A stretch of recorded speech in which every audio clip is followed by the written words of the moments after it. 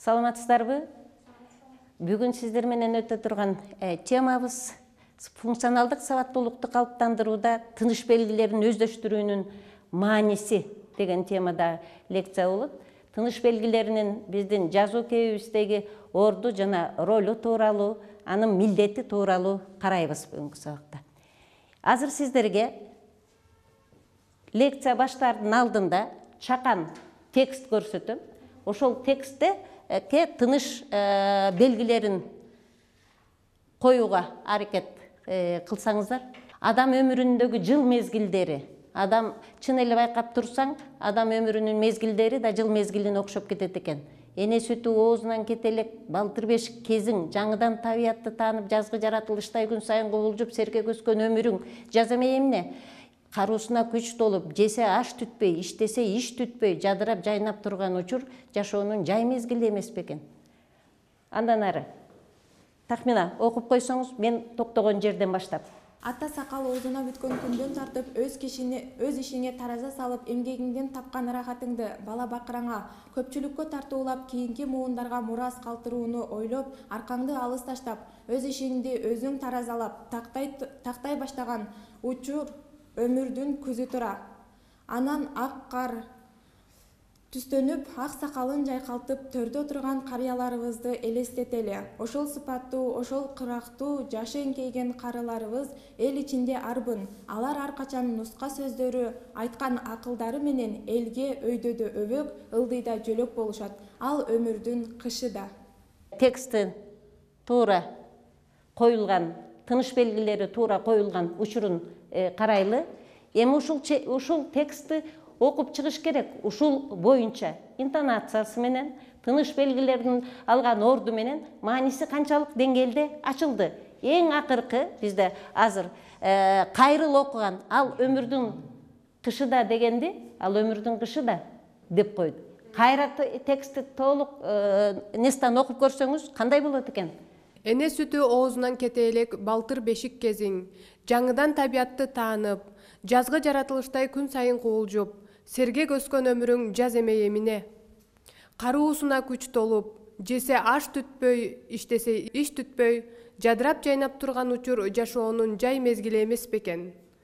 Ата сакал оозуна бүткөн күндөн тартып, өз ишине тараза салып, эмгегиңден тапкан ырахатыңды бала бакыраңа көпчүлүккө тартуулап, кийинки муундарга мурас калтырууну ойлоп, арканды алыс таштап, өз ишиңди өзүң таразалап, тактай баштаган учур өмүрдүн күзү тура. Анан ак кар түстөнүп, ак сакалың жайкалтып, төрдө отурган карыяларыбызды элестетели. Ошол сыпаттуу, ошол кырактуу жашы эңкейген каарыларыбыз эл ичинде арбын. Алар ар качан нуска сөздөрү, айткан акылдары менен элде өйдөдө өбөк, ылдыйда жөлөк болушат. Ал өмүрдүн кышы да.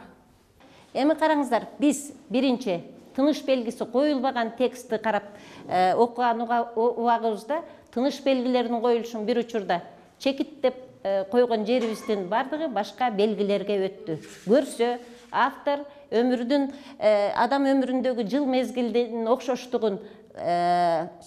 окшоштугуна сарасап салып келип, анан өзүнүн маанайын тексттеги эмнелер аркылуу билдирип атат.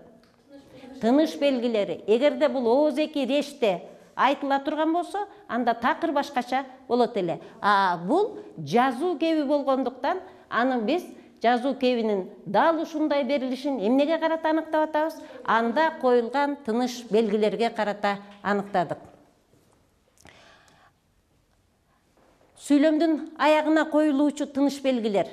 Жогорку мисалдагы, биз көрсөткөн мисалдагы кайрыл окуган ал өмүрдүн кышы да десе, кышы турбайбы деген сыяктуу мааниде болуп калды. Ал өмүрдүн кышы да деген автордун айтканын текстти өз алдынча окуган адамда башкача айтылып калды. То есть бул жерде эмнени карашыбыз керек экен?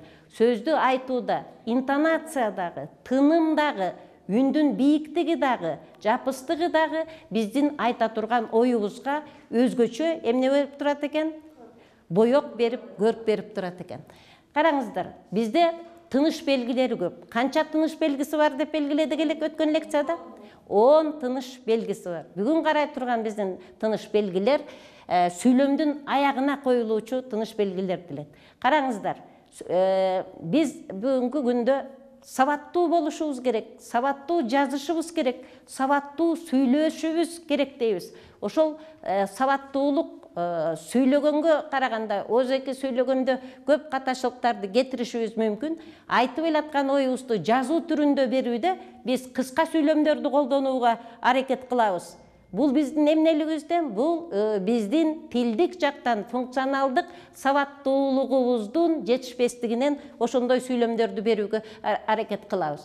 Аны үчүн биз эмне кылышыбыз керек? Көбүрөөк тексттерди окушубуз керек. Өзүбүз текст түзүүгө аракет кылышыбыз керек. Өзүбүз түзгөн текст бул биздин бере турган оюбузду, маанайыбызды ошол текст аркылуу эмне кылып турат? Чагылдырып турат.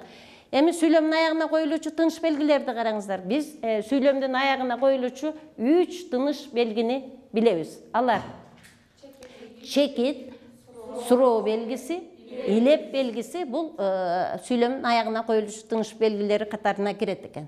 Булар негизинен 2 функцияны аткарат. Биринчиден алар сүйлөмдүн грамматикалык, синтаксистик жактан уюшулгандыгын көрсөтөт дагы, алардын чегин бир сүйлөмдүн чегин экинчи бир сүйлөмдөн эмне кылып турат? Ажыратып туруу үчүн кызмат кылат. Экинчиден сүйлөмдүн семантикасын аныктап турат. То есть сүйлөм кандай максатта айтылды? Бул жерде суроо мааниси барбы? Же сезим, эмоция мааниси барбы? Же ой жайынча эле баяндалып жатабы? Мына ушундай милдетти аткарат экен. Эми чекит ойду жайынча баяндайт дейбиз. Мисалы, адам өмүрү кызык тура дей турган болсок, ой кандайча айтылды?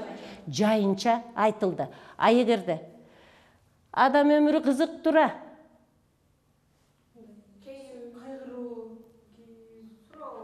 өкүнүү өтүп кеткендигине барат, өмүрү өтүп жатат деген сыяктуу маанайда суроо белгиси жана илеп белгиси катары менен коюлган учур болот. Бул мына мен айткан сөздүн эмнесине жараша болду? Маанисине, интонациясына жараша айтылып атат.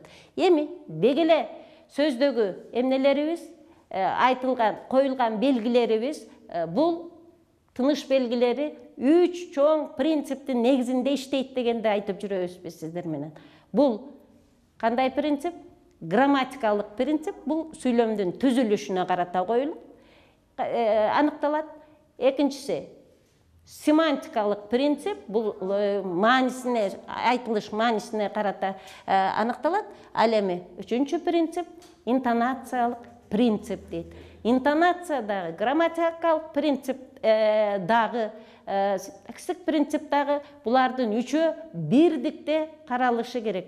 Айрым окумуштуулардын пикири боюнча, бирөө интонациялык принципти жогору койсо, бирөө синтаксистик принципти жогору коет, экинчи дагы бирлери семантикалык принципке өзгөчө маани беришет. Бирок ошол кепти айтууда, озеки кепте бул интонация өзгөчө орун дейлет. Ал эми жазуу кебинде булардын бардыгы бирдей даражада катышат. Анткени ар биринин өзүнчө эмнеси бар? Орду бар. Чекит дегеле бул ойдун толук так аяктаган жерине коюлат дагы, бир сүйлөмдү экинчи сүйлөмдөн ажыратып турат. Чекит өзү жазуу кебиндеги сүйлөмдүн толук бүткөндүгүн билдирүүчү сырткы эле белги. Эми чекит белгиси маанисине карата коюлат деп атпайбызбы? Ал эми озеки кепте чекит коюлган сүйлөмдүн аяк жагына үн акырындык менен төмөндөйт. Сүйлөм бүткөндөн кийин ачык пауза болот. Мына ошондо биз жай сүйлөм аягына чекит коюлат экен дегенди билебиз. Бул үндүн төмөндөшү баягы сүйлөмдүн аяктаганын билдире турган грамматикалык белги катары эсептелет. Эми караңыздар, бул жерде ачык көрүнбөй калыптыр. Чекиттин коюлушу жөнүндө жөнөкөй сүйлөмдүн аягына коюлат деп атабыз. Жөнөкөй сүйлөмдөрүбүз жалаң сүйлөм болушу мүмкүн, жайылма сүйлөм дагы болушу мүмкүн. Мисал катары, мен түшүнбөдүм. Жазууга кириштик. Жыйынтык эртеси жарыя болду. Самат мага жакын келди. Кайсынысы жайылма болду бул сүйлөмдө? Кийинки акыркы эки сүйлөм жайылма сүйлөм. Аягы ойлор жайынча баяндалып жатат дагы, аягына чекит белгиси коюлуп атат. Чекит бул кемтик сүйлөмдөрдөн кийин коюлат. Кемтик сүйлөмдөр бул ооз-эки кепте болот. Дайыма дээрлик ооз-эки кепте диалог иретинде айтылган пикирлешүүдө көп кездешет. Бул учурда бир эле сөз сүйлөмдүк кызматты аткарып калат. Бир эле сөз. Мисалды караңыздар. Бар эмесе, бүгүн жатаканага түнөйсүңбү? Деген суроолуу сүйлөмгө бир эле жооп болуп атат. Ооба. Ал жерге чекит коюлду. Иманда жат. Чекит. Жакшы концерт болот бекен? Жакшы эледир. Чекит дагы атама сүйлөмдөрдөн кийин коюлат. Бул негизи атама сүйлөмдөр көркөм адабий китептерде өзгөчө көбүрөөк колдонулат. Ал жерде эмне? Табияттын көрүнүшү, ар кандай кубулуштар, шарттар, анан ички каармандардын ички сезимин сүрөттөөдө колдонулат да. Мисалдар Бексултан Жакиевдин Атанын тардыры пьесасынан алынды. Күнгөй там үйдүн ичи оңалкан жалгыз. 3 сүйлөм турат. Көл үстү ээн, жым-жырт. Бул Марбайжиевден, жана 4 адам. Кенде жумуш аяктаар маал. Өскөн Дайникеев, Кыздын сыры повестине. Мына бул материалдардын бардыгы сиздер окуп аткан программалык материалдардан алынып атат, сиздерге дайым болгон тексттер. Дагы кайсы учурда коюлат чекит? Чекит баягы татаал сүйлөмдөргө да коюлат, бир нерсени жайынча баяндаган татаал сүйлөмдөрдүн аягына коюлат. Мына караңыздар, кийинки мисалдарда теги кыргыз тоосунун ак чокусу менен атаандашкансып, нечен бийик үйлөр зыңгырайт. Орусчаны анча билбесем дагы алардын сөзүнөн үстүрт божомол алып олтурдум. Демек, мына бул жердин бардыгында ар түрдүү учурдагы сүйлөшүү, ойдун жайынча берилиши маанайындагы сүйлөмдөр алынды. Дагы кайсыл учурда коюлат? Бул цифра же тамга менен номерленип, атайын саналган пункттардын ар бири өз бетинче турганда толук маанилүү же жайылыңкы сүйлөм болсо, анын ичиндеги башка бөлүктөрү үтүр менен ажыратылган болсо, чекит ошол сүйлөмдүн аягына коюлат дагы. Ал эми саналып жаткан сүйлөмдөрдүн ар бири баштамга менен жазылат. Мисалы, мен берип атам Богачы Өмүралиевдин синтакс боюнча китебинде кантип бөлүштүргөнүн мисалга берип атабыз. Автор багыныңкы сүйлөмдүн төмөнкүндөй карым-катыштардын болушун тизмелейт деп, мына бул орун багыныңкы, мезгил багыныңкы, максат багыныңкы, себеп багыныңкы, шарттуу багыныңкы сүйлөм дегендердин бардыгы ар бири эмне менен араб цифрасы менен белгиленген катар номерден кийин чекит коюлуп атат. Андан кийин ар бир сүйлөм баштамга менен жазылып, анан бүткөн сүйлөмдөрдүн аягына дагы эмне кылып атат? Чекит коюлат. Кээ бир учурда ушундай катар номерлерди бергенде ката кетирип койгон учурларыбыз бар, иш жазып атканда. Ошон үчүн буларга өзгөчө көңүл бурушубуз керек экен. Анан драмалык чыгармаларда пьесаларды көп окубайбыз, же театрга барбайбыз. Ошол учурда биз жазуу, сиздер филолог болгондон кийин жазууга жакын адамдар катары ошого өзгөчө көңүл бурушубуз керек. Эмне үчүн, кандай максатта берилип атат дегенди ар бир белгини. Драмалык чыгармаларда дагы ар бир сүйлөй турган каармандын атынан кийин сөзсүз түрдө чекит коюлат. Мына бул жанагы атанын тагдырынан берип атабыз. Акылбек карыянын сөзү. Эмне, пароходдун келер маалы болуп калганбы? Майраш кызы жооп берип атат, ооба. Акылбек камына баштайт. Бул эмне? Ремарка деген. Андан кийин ал ооба деп жооп берди атасына. Караңыздар. Андан кийин ата деп атасына кайрылып атат. Көрдүңүздөрбү? Мына бул жерде ооба дегенден кийин чекит коюлду. Мына чекит мына бул жерде турат. Ремаркадан кийин туруп атат. Анан атасына кайрылып атат. То есть муну биз окуганда дал ушинтип окушубуз керек. А театрда муну актерлор эң сонун таризде көрсөтүп бере алат. А окууда биз ошого көңүл бөлүшүбүз керек экен. Акылбек жооп берип турат кийинкиси. Ремаркадан кийин коюлат дегенди айттык. А ремарка деген бул сүйлөмдүн өзгөчө түрү. Анткени ал жерде каармандын кыймыл аракети жөтөлгөнү, чөчкүргөнү, күлгөнү, ыйлаганы, кабагын бүркөгөнү деги ушул сыяктуу өзгөчөлүктөрүн көрсөтүп турган автордун каарманды сыпаттаган эмнеси экен? Сөзү. Бул драмалык тексттеги баягы ремарканын милдети окуя болуп өткөн чөйрөнү дагы катышуучулардын түрдүү сезимин жүрүш турушунан дагы кабар берип турат. Демек караңыздар, элементардык нерсе чекиттин коюлушу канчалык өзгөчөлүктөрүн карап атабыз. Ушундай эле белги сүйлөм аягына коюлуучу негизги белгилердин бири илеп белгиси экенин билесиздер. Илеп белгиси бул күчтүү сезим менен адамдын ички сезимин, эмоциясын, маанайын билдире турган сүйлөмдөрдүн аягына коюлат. Илеп белгиси биринчиден анын милдети жанагы сүйлөмдөгү башка экинчи сүйлөм менен чегин ажыратып турса, экинчиден баягы сүйлөмдүн мүнөзүн, семантикасын эмне кылып турат экен көрсөтүп билдирип турат.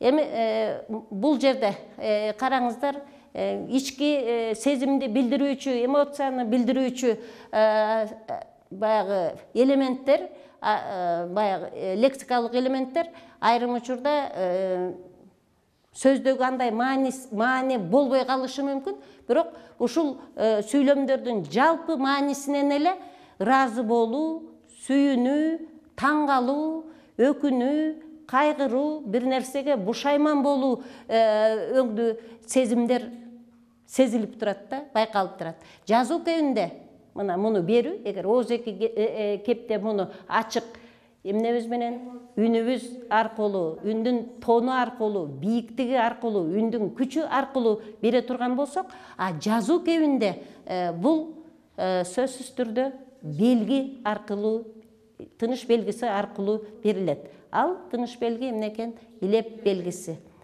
Дагы мына Марбажиевдин драмасынан Искендер айтып атат. Караңгы түндө чырагым менин. Эгер караңгы түндө чырагым менин деп койсокчу. Жайынча эле айтылып калат. Караңгы түндө чырагым менин деп биз эмоциябызды билдирип атабыз, өзгөчө мен башкачам деген сыяктуу. Экинчи учурда караңыздар, карачы. Бул койлорду тазалап коелу да дешпейт, деди мыкты ызырынып. Кийинки буйруучур, күчтүү сезим менен айтылган буйруу маанисиндеги ар кандай ички сезим менен айтылган сурануу, өтүнүү, айыптоо, жемелөө маанисиндеги сүйлөмдөрдүн аягына дагы илеп белгиси коюлат. Мындай сүйлөмдөрдүн баяндоочу көбүнчө буйрук ыңгайдагы этиш сөздөрдөн болот. Оозеки кепте алар тиешелүү, дагы белгилейбиз, интонация менен айтылса, жазуу кебинде бул илеп белгиси аркылуу көрүнүп турат. Мисалы, Азиз аны сүйлөтпөй кыйкырып, ремарка турат.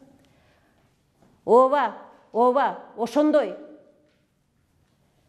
Андышыңыз болбосун, бирөөнүн турмушуна суук колуңузду салбаңыз, деп өкүм менен айтып атат. Көрдүңүздөрбү? Эгерде муну азыр биз жайынча баяндасак, андышыңыз болбосун дегенди антип эч ким окумак эмес. Көрдүңүздөрбү? Анда ал бул маанини бермек эмес. Бирөөнүн турмушуна суук колуңузду салбаңыз деп айтпайбыз да. Эми ошо күчтүү сөз менен айтылган тилек каалоо маанисиндеги сүйлөмдөрдүн аягына коюлат. Кандай гана окуя болбосун, жаркыраган адамдар бар экенин унутпагыла. Демек, бул жерде оң маанайдагы кимдир бирөөнү шыктандыра турган сүйлөмдүн мааниси кетип атат. Окуу деген табылар, жаманыңдын жаны эсен жүрсүн. Бул жерде дагы башкача эмоция берилди. Деп коюп, кемпир шорп эткизип, чай ууртап алды. 2 жолу жазылып калыптыр ката. Саламдашууда, жана ага жооп берүүдө, жана коштошууда, куттуктоо айткан сүйлөмдөрдө дайым эмоция болгондуктан анда дагы илеп белгиси коюлат. Учурашууда биз кандай учурашабыз? Учурашуунун өзүндөгү бир өзгөчөлүктөр. Айталык, саламатсызбы? Саламатсыздарбы? Саламатсыздарбы? Саламатсыздарбы? Саламатсыздарбы? Саламатсыздарбы?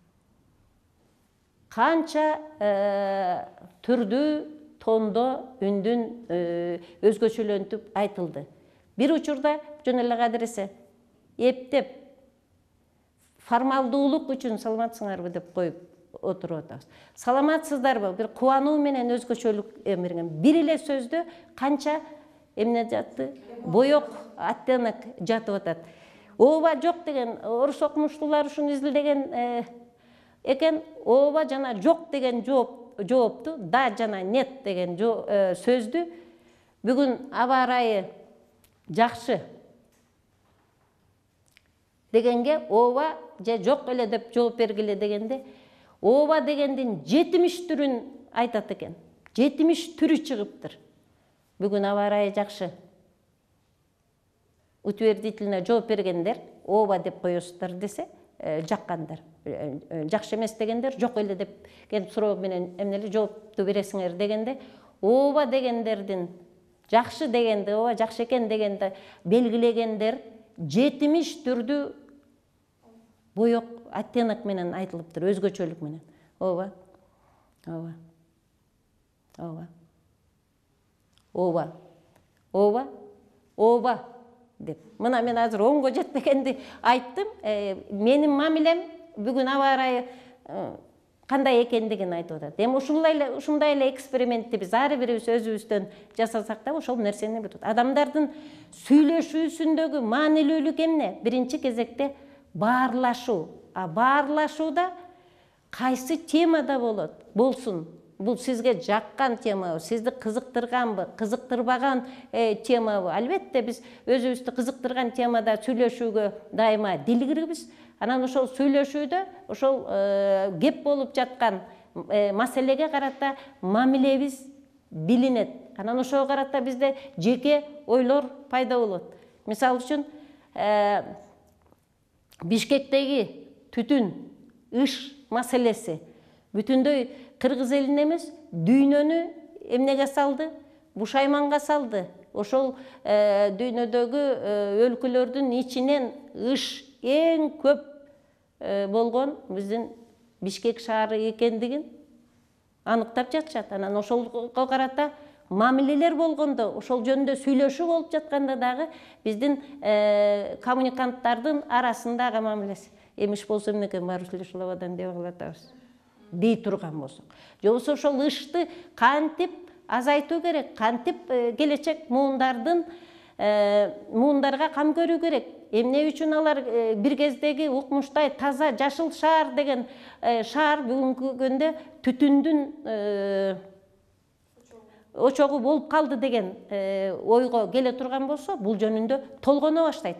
Толгонуусу кандайдыр бир өзүнүн жеке кебин, оюн айтууга мажбурлайт. Ошол ойду оозеки баарыбыз айта беребиз.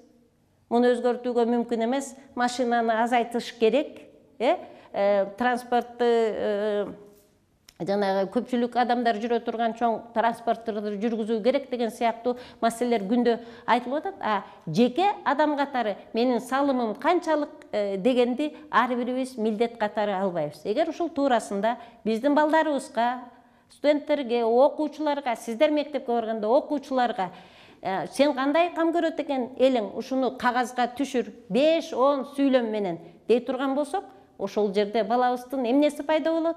Жеке ой жүгүртүүсү өнүгөт, ал коммуникативдик компетенттүүлүгүн канчалык деңгээлде биз алдыга чыгара алабыз. То есть жеке пикирин кантип билдирте алабыз? Ар бир нерсеге карата адамдардын өзүндө жеке пикир, ой пайда болбоюнча ал өзүнүн оюн ишенимдүү айтып да бере албайт, аны кагазга түшүрө да албайт. Эгер ойлор дегенде адамдын башында бышуу керек, аны кандай даражада жеткирүү керек болсо, дегенде оозеки сүйлөөгө да көнүгүш керек. Бул баарлашуу деген эң негизги адамдардын ортосундагы мамилени чыңдай турган, өзүнүн өсүүсүн да камсыз кыла турган, бири-биринен ар түрдүү сүйлөшүү манераларын үйрөнүүгө дагы жардам берет. Көпчүлүк учурда олуттуу сүйлөгөн сөздөрдү, баяндамаларды, лекцияларды угууда тажап кетебиз. Бүгүнкү күндө балдар ошо кыска, анан так анчалык көп эмес маалыматты алууга муктаж экен. Бардык маалыматты ала беришет, бирок ал маалыматтарды өздөрү кайра кенен пайдалана албай калган учурлар бар экен. Мындай шартта эмне кылышыбыз керек? Мындай шартта ар бир ойду тезис формасында өзүбүз кагаз бетине түшүрүп алышыбыз керек. Анан ошол тезистер менен сүйлөгөнгө көнүгүшүбүз керек. Бул өтө маанилүү. Жазган кезде сабаттуу жазуу бул өтө маанилүү. Азыркы сиздер ооба кат жазышасыздар, эмне менен? Телефондор аркылуу, анын ичинде бир дагы тыныш белгисин койбойсуздар. О, А, И же колду көтөрүп коймой, ушул ал жерде жазууга келгенде туура жазуу көп нерсеге үйрөтөт. Мисалы, татарлар балдарын окутууда, алар балдар үчүн менен мамилелешүүдө сүйлөшүүнүн маанилүүлүгүн айтайын деп атам. Ал жерде баласына: кызым, абдан сонун иш кылыптырсың. Мен кубанып калдым. Сенин апаңа берген жардамың ушул үйдү сонун кылып жыйнап коюптурсуң деп, музаткычтын үстүнө кичинекей стикерге баласына, кызына эмне кылып коет? Кат жазып коет. Кызы сүйүнгөн боюнча бул энесин биринчиден кубантты, экинчиден: апа, мен сабагымды даярдап бүткөндөн кийин дагы сизге жардам берем деп туруп жазып, стикердин эмнеле музаткычтын жанына дагы өзүнүн эмнеле каалоосун коюп коет экен. Ушинтип жатып алар бири-бири менен бир үйдө эле туруп, кагаз аркылуу сүйлөшүп, анан кагазга жазган кезде сөзсүз түрдө сулуу жазууга, анан сабаттуу жазууга, катасыз жазууга көнүгөт экен. Демек, сиздин сабаттуулугуңуз, сиздин билимдүүлүгүңүз сиз жазган эмнеге байланыштуу экен? Жазууга, текстке байланыштуу. Мейли бул кыска сүйлөмдөр болсун. Эми бул жерде баягы тыныш белгилеринин коюлуш шарттарын билүү негизинен сиздер буларды билесиздер, бирок бул белгилердин баарынын коюлушунун сиз берип аткан текстке, ойго камтылышы маанилүү. Эгерде биз айтып атпайбызбы, илеп белгиси бул күчтүү сезим менен айтылган сүйлөмдүн аягына коюлат дегенди айттык. Азыркы бул биздин мисалды карап турсаңыздар, бул жерде эгер сүйлөм башына күчтүү сезим менен айтылган каратма сөздөр, бирөңчө каратма сөздөр келе турган болсо, алардын аралыгы бүтүн менен ажыратылып, анан эң акыркы сүйлөмгө эмне коюлат деп атабыз? Илеп белгиси коюлуп атат деп. Анан экинчи бир учурун караңыздар. Аерде Акылбектин сөзү: Болотбек, баары бир сен келесиң. Баласын күтүп күнүгө пристанга барган адамдын сөзү. Илептүү сүйлөмдөрдө ар түрдүү эмоция сүйлөм ичинде келген атайын сөздөрдүн жардамы менен берилет. Бул болсо жана сырдык сөздөр, тууранды сөздөр сыяктуу сөздөрдө. Анан ал жерде болсо баягы жана биз белгиледик, таң калуу, ыраазы болуу же нааразы болуу, өкүнүү сыяктуу маанай билинет. Анан бул сөздөрдүн аягына, сүйлөмдөрдүн аягына сөздөрдө эмне коюлат экен? Илеп белгиси коюлат. Анан сырдык сөздөрдү дагы айтып атабыз. Сүйлөм башында келип, күчтүү сезим менен айтылса коюлат деп атабыз. Мынакей, кокуй күн өтүп кетпедиби? Ата мызылдап жиберди. Сапайыз. Ой, ай, анда укмуш болот го, я. Азиздин сөзү. Бали. Мынакей, эми бул жерде дайым эле күчтүү сезим менен айтылган сөздөрдө илеп белгиси негизинен коюлат дедик, бирок илеп белгиси менен суроо белгиси катары менен кабатталып келип калган тыныш белгиси бар экен дегенди дагы бердик мына бул жерде. Эми эскертүү, эмнени эске алышыбыз керек? Эске ала турган дагы бир нерсе, эгерде сүйлөмдүн башында келген сырдык сөз күчтүү сезим менен, анан созулуңку пауза менен, сүйрөлүп айтылса, сырдык сөздөн кийин илеп белгиси жана көп чекит коюлат. Сиздер окуп аткан чыгармаларда бул мындай мисалдар толтур.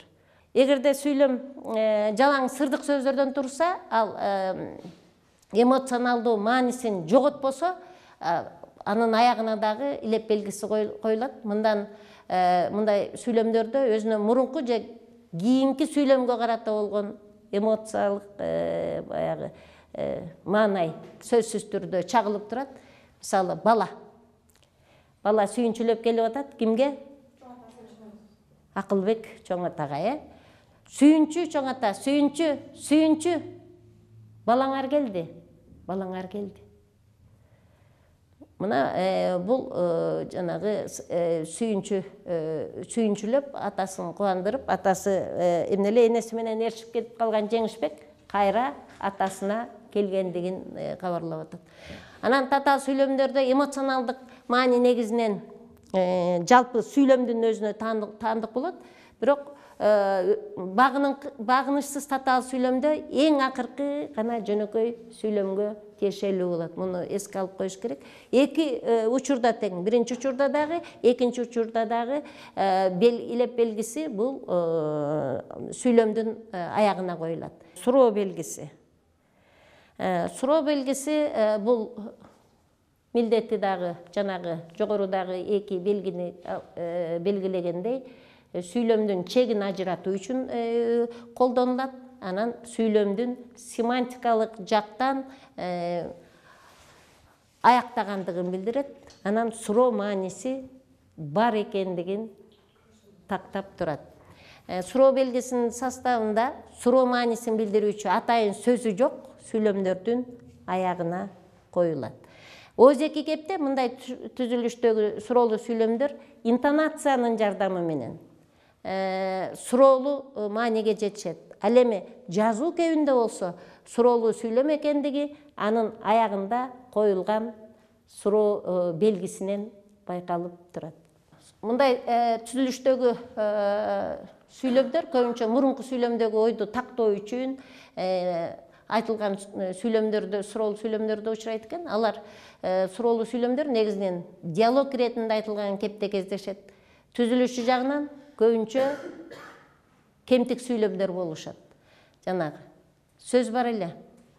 Сөз айттыңыз. Үн. Сен ким? Жооп. Ажалмын. Үн. Ажал? Жок, ажал эмессиң. Мына бул жерде кыска кемтик сүйлөмдөрдө бир нече ой, анан ушул суроо белгисинин коюлушу менен бул жерде канчалык драматизм бар экендиги көрүнүп турат. Эми суроолуу дегеле негизи суроолуу сүйлөм суроолуу бөлүкчө Б менен уюшулат. Бул болсо мисалды карасаңыздар, Жамал, Кандай эми, быйыл окууга барайын деп жүрөсүңбү? Деди Азим анан. Менби? Дедим маңыроо немече оозумдача. Быйылбы? Сенин капырга боруң ачыдыбы? Деп Бекнияз камчынын сабы менен төшкө матайт Зейнепти. Караңыздар, суроолуу бөлүкчө Б сүйлөм ичиндеги бир нече бирөңчөй сөздөргө же сөз тизмектерине уланып, алар суроолуу интонация менен баса көрсөтүлбөсө, алардын араларына үтүр коюлуп, суроо белгиси акыркы сүйлөмдүн аягына гана коюлат. Мисалы, же бирөө бут тостубу, жолтоо кылдыбы?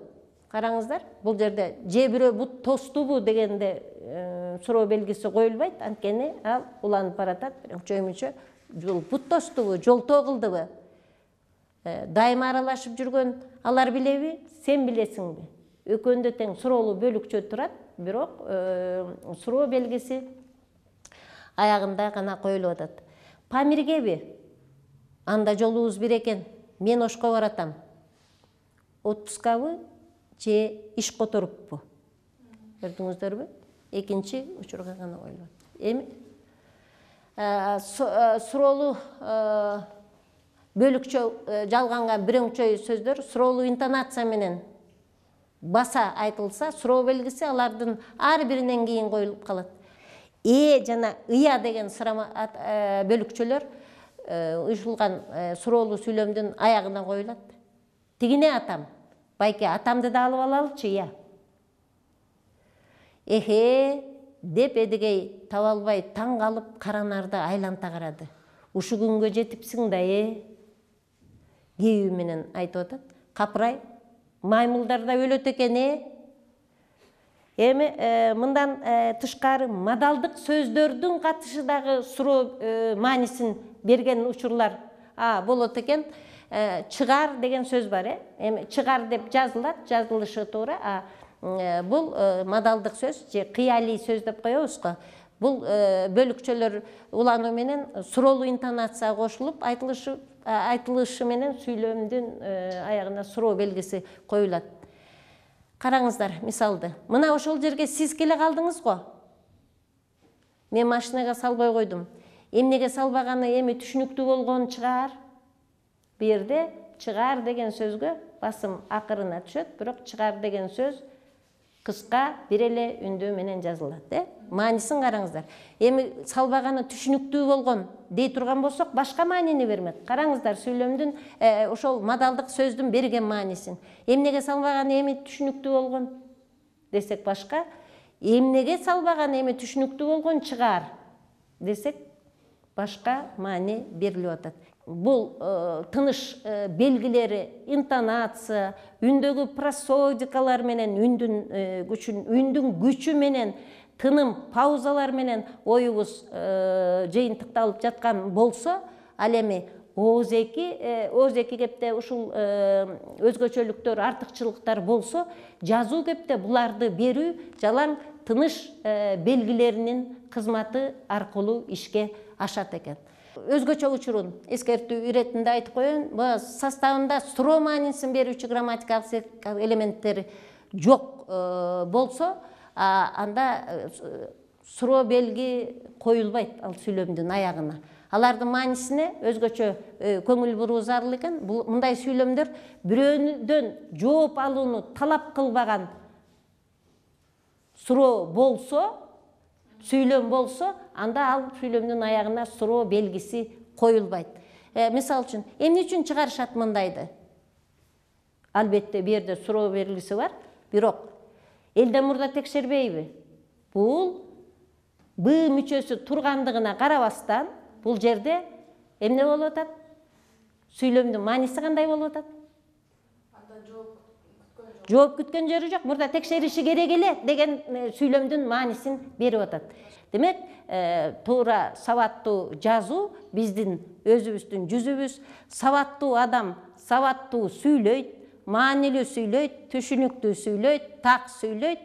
Анан ошону сабаттуу түрдө жазуу кебине өткөрө алат. Эгерде биздин пунктуациялык жактан сабаттуулугубуз толук ачылбаган болсо, биз оюбузду жазуу кебинде туура, так, түшүнүктүү деңгээлде бере албай калабыз. Муну үчүн биз ар бир тыныш белгисинин өзгөчө кызматын, алардын функциясын билүүбүз абзел.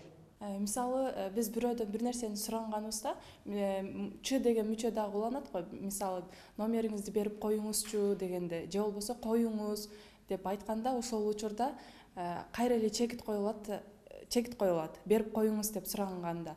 Анан берип коюңузчу дегенде ошондо биз кайра суроо коюп калабызбы?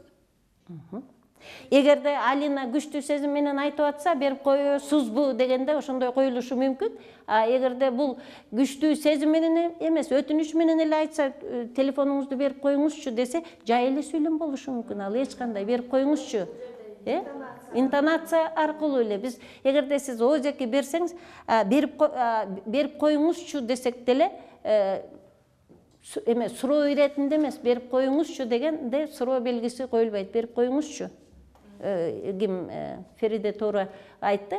Эгерде муну айтыш керек, аны сиз оюңуз кандай максатта сурат, берип кое аласызбы десеңиз, албетте суроо белгиси коюлат, анткени аякта суроолуу бөлүкчө бу турат. Бир жерде сиз берген суроодо, бериңизчи деген суроодо Ч деген өтүнүчтү билдирген мүчө бар.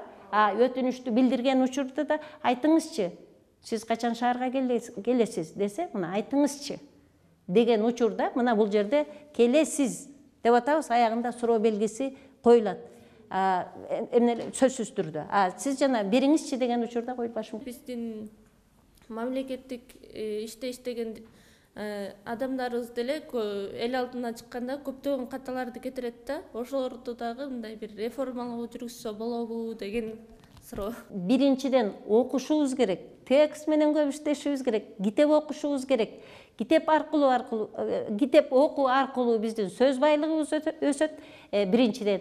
Экинчиден биздин баягы ойлонуубуз, ой жүгүртүүбүз, ой толгообуз, логикабыздын өсүшүнө жардам берет. Андан кийин ошол, эгерде биз көп окуган адам, көптү билген адам сөзсүз түрдө билимдүү адамдын катарына кошулат. Билимдүү адамдар сабаттуу болушат. Сабаттуу болуш үчүн биз жазууга көнүкпөй жатабыз, урматтуулар. Азыр жазуу кебине баарлашууга үйрөнбөй атабыз. Мен дагы эле айтып атам, баарлашуунун формаларын түрдүү кырдаалда, бул жайчылык үйдө, социумда тегерек четтегилер менен, өзүң менен курбалдаштар менен, бирге окуган курсташтарыңыз менен, көчөдө ар кандай адамдар менен сүйлөшүүнүн эмнесин билиш керек?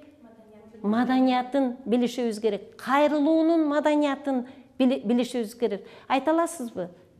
Кайсы транспорт менен мен 10-чу микрорайонго жете алам? Кечирип коюңуз. Жардам бере аласызбы мага дегенде айтпайбыз. Антип сүйлөй албайбыз. Демек, биз бул жерде өзүбүздүн элементардык адамдар менен баарлашуу маданиятын дагы өнүктүрүшүбүз керек. Китептерди көп окушубуз керек. Эң башкысы жазууга үйрөнүшүбүз керек. Ар бирибиз сабаттуу өлкө болуш үчүн, билимдүү коом болуш үчүн ар бирибиз өзүбүздүн сабаттуулугубуз үчүн күрөшүбүз керек, аракет кылышыбыз керек.